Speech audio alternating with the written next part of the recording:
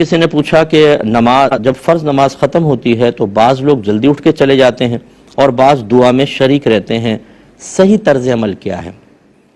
دیکھیں، میرا مشورہ تو یہ ہے کہ صحیح طرز عمل کو اسی کو قرار دینا چاہیے کہ جو دعا میں شریک ہوتے ہیں، کیونکہ اس میں ایک بڑی فضیلت اور برکت ہے۔ یہ بخاری کی روایت ہے، نبی کریم صلی اللہ علیہ وسلم ارشاد فرماتے ہیں کہ جب انسان نماز ختم کر لیتا ہے تو جب تک وہ باتوں میں مشغول نہ ہو جائے یا اٹھ نہ جائے اور دیگر چیزوں میں مشغول نہ ہو جائے یا وضو نہ توڑ دے تو ملائکہ اس کے لیے دعا کرتے ہیں، اور سرکار نے فرمایا وہ یہ کہتے ہیں کہ اللہم اغفرہ، اللہم ارحمہ، اے اللہ اس کی بخشش فرما دے، اے اللہ اس پر رحم فرما، جب تک کہ سرکار نے فرمایا وہ اپنی جگہ پر بیٹھا رہتا ہے۔ تو یہ بڑا فائدہ ہے کہ اگر آپ دعا میں شریک ہوتے ہیں 5-7 منٹ تک آپ کے لیے فرشتے دعائیں کرتے رہیں گے، اور ملائکہ کا لفظ آیا ہے، ایک فرشتے کا ملک کا لفظ نہیں آیا، ملائکہ جمع کے لیے استعمال ہوتے ہیں۔ اب یہاں جمع کا اطلاق کم از کم 3 پر ہوتا ہے، اب یہاں کتنے فرشتے دعائے بخشش و مغفرت کر رہے ہیں؟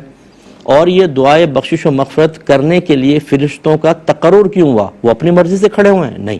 اللہ تبارک و تعالیٰ نے مقرر کیا ہے، اور جب اللہ تعالیٰ فرشتوں کو یہ فرما رہا ہے، یہ گویا کہ ڈیوٹی دے دی ان کے لیے دعائے بخشش و مغفرت کرو، تو یوں یعنی یہ تو سمجھ سے بعید لگتا ہے کہ اللہ تعالیٰ فرمائے مغفرت کی دعا کرو لیکن قبول نہیں کروں گا۔ امید ہے کہ انشاءاللہ ان کی برکت سے یہ قبول بھی ہو جائے گی، اللہ کے کرم سے قبول ہوگی اور ہماری بخشش و مغفرت ہوگی۔ لہذا جو جیسی نماز ختم ہوئی ٹوپی لی، یہ پھینکی اور مسجد سے باہر نکل گئے، جا کے کرنا کیا ہے آپ نے باہر؟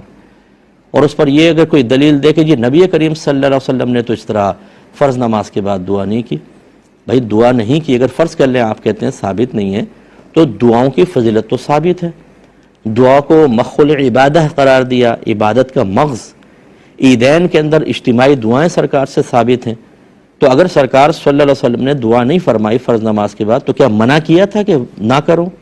یا کوئی ایسی دلیل دے دیں جس میں یہ ثابت ہو کہ سرکار چاہتے یہ تھے کہ فرض نماز کے بعد دعا نہ ہو، یہ ثابت کر کے بتا دیں آپ، دونوں چیزیں بتائیں۔ نہیں ملے گی آپ کو تو فضیلت سے محروم نہ ہو، اگر کوئی نہیں کرتا آپ اس سے لڑائی جھگڑا بھی نہ کریں، آپ کم از کم فضیلت سے محروم نہ ہوں، آرام سے دعا میں شریک ہوا کریں، انشاءاللہ بہت فائدہ ہوگا۔